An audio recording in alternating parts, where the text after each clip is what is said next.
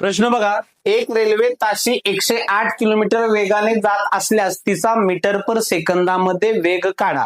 आता या ठिकाणी रेल्वेचा तासी वेग दिलेला आहे. ती रेल्वे एका तासाला 108 किलोमीटर जाते. मग तासी वेगाचं रूपांतर मीटर पर सेकंदामध्ये करायचं असेल तर आपल्याला काय करायचं असते, दिलेला जो तासी वेग आहे तो वेग, कसला वेग, तासी वेग गुणिले 5/18, दिलेल्या वेगाला 5/18 न गुणायचं. आता 5/18 न गुणायचं हे आपल्याला सूत्र दिलेलं आहे किंवा काय, मग 5/18 का गुणायचं, तर बघा आता या ठिकाणी जर आपण विचार केला तर 1 किलोमीटर बरोबर त्याचं रूपांतर आपण जर केलं तर ते किती आलं, 1000 मीटर होत आहेत. कारण किलोमीटरचं रूपांतर आपल्याला कशामध्ये करायचं आहे तर मीटर पर सेकंदामध्ये, त्या तासाचं. मग 1 तास त्याचं जर आपण सेकंदात रूपांतर केलं तर ते किती होते, 3600 सेकंद.